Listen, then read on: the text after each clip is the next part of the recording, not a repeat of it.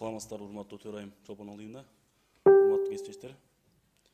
Сиздердин карооңуздарга Кыргыз Республикасынын айрым мыйзам актыларына, Кыргыз Республикасынын кылмыш жаза кодексине, Кыргыз Республикасынын кылмыш жаза процессуалдык кодексине, Кыргыз Республикасынын жазык аткаруу кодексине өзгөртүүлөрдү киргизүү тууралуу Кыргыз Республикасынын мыйзамын долбоорун сунуштап жатам.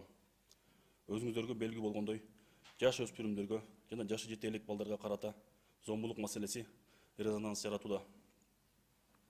Балдарды коргоо үчүн педофилия жоопкерчилигин күчөтүү зарылчылыгы турат. Негизи педофилдер өлүм жазасына татыктуу. Бирок өлкөдө өлүм жазасына Кыргыз Республикасынын конституциясында тыюу салынган. Ушуга байланыштуу Кыргыз Республикасынын конституциясына тиешелүү түзөтүүлөрдү киргизүү талап кылынмакчы. Ошондуктан бүгүнкү күндөгү тез арада чара көрүүнү талап кылган көйгөйлөрдү чечүү үчүн мен сиздерге жогоруда айтылган мыйзам долбоорун демилгелөөнү туура көрдүм. Бул мыйзам долбоору 18 жашка чыга элек балдардын жыныстык кол тийбестигине каршы жасалган кылмыштарга каршы аракеттенүү жана жоопкерчиликти күчөтүү максатында иштелип чыкты. Хирургиялык кастрация өлкөлөрдө азыраак кездешет. Чехия бул чара колдонулган жалгыз Европа өлкөсү. Мыйзам 1966 жылы кабыл алынган. Расмий маалыматтар боюнча 2000 жылдан 2011 жылга чейин Чехияда 88 адам хирургиялык кастрация өткөн. Муну менен жаш жеткинчектерге болгон бачабаздык азайган деп айтууга болот. Көпчүлүк жерде химиялык кастрация колдонуп келери баарыбыздарга белгилүү. Дүйнөлүк тажрыйба көрсөткөндөй, химиялык кастрация педофилдерге каршы күрөшүүдө эң жакшы тандоо эмес. Дары-дармектер ар дайым эле иштей бербейт.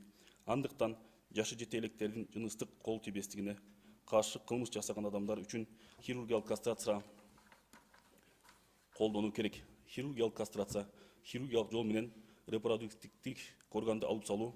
Мындай операциялар жаза аткаруу системасындагы медициналык мекемелерде саламаттык сактоо органдарында өткөрүлөт. Ушуга байланыштуу азыркы сот тутумунда кылмыштардын курамын кыскартууга, демек өкүмдөрдү жеңилдетүүгө жакын экендигин эске алып, жогоруда көрсөтүлгөн жоосун үчүн жазаны 20 жылга чейин узартуу же өмүр бою эркиндигинен ажыратуу менен күчөтүү сунушталат. Мындан тышкары өкүмдү аткаруу, жаза өтөөдөн бошотуу менен медициналык мүнөздөгү мажбурлоочу чараларды колдонуу менен байланышкан маселелерди чечүү врач-психиатрдын комиссиясынын корутуусунун негизинде сот тарабынан жүргүзүлөт.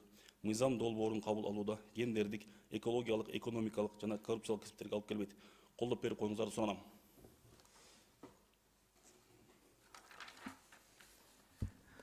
Урматтуу депутаттар, суроолор барбы? Чыңгыз мырза, сизде сөз. Рахмат. Тилекке каршы балдарыбызга карата күндөн күнгө эле ошол кылмыштардын саны өсүүдө.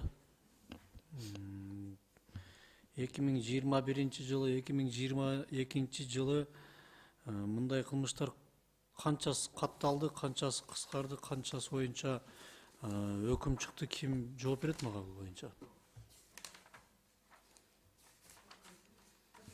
Жооп берерби, уруксат берсеңиздер.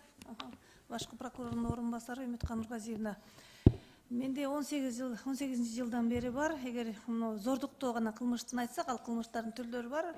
Зордуктоодон мисалы үчүн 2018 жылы 52 кылмыш иши козголгон. Ал эми 19 жылы 53, 20 жылы 17 эмне зордуктоо кылмышы боюнча. 21 жылы 49, 22, 52. Зордуктоо боюнча, сиздер айтып аткан педофилия боюнча ушул берененин эмне 129 ушул зордуктоо беренесинин жаш өспүрүмдөргө карата бөлүмүнө өзгөртүү киргизген атышат да, ушул жердин, ушул беренеде. Жаш өспүрүмдөргө карата 52 катталган, ошондой? Быйыл 52, былтыр 49, 20 жылы 17. Бул кылмыш иштердин жыйынтыгы эмне болгон?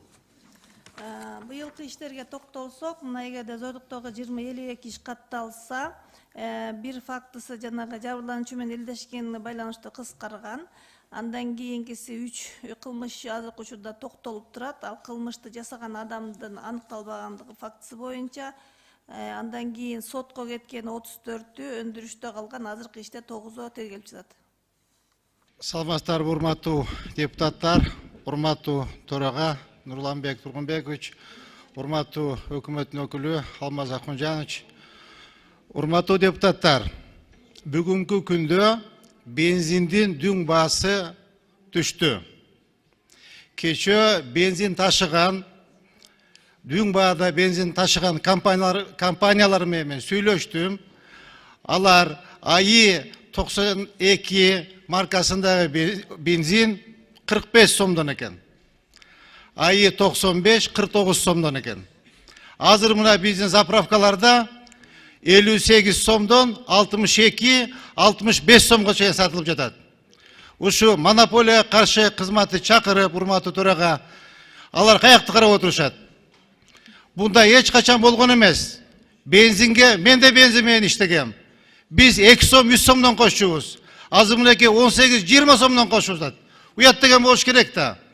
Ошон үчүн урматтуу төрага Алмаз Акмажанович, антимонополия каршы кызматты чакырсаңыз, ушуларды сүйлөшүп, керек болсо ошол розничный торговля саткан жекешкелерди чакырабызбы же кандай кылабыз чакырып, ушу бензиндин баасын арзандатышыбыз керек.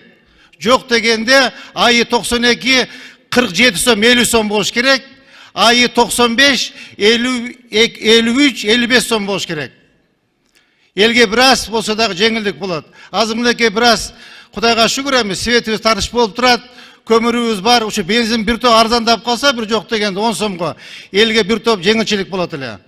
Ошону сөзсүз көзөмөлгө алалы урматтуу депутаттар. Керек болсо урматтуу президентибиз Садыр Нуркожоевичке, урматтуу генералыбыз Камчы Кыдышаевичке кайрылалы.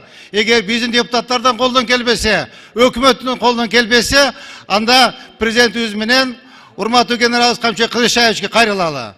Давайте ушун бензиндин баасын жөнгө салалы. Чоң рахмат.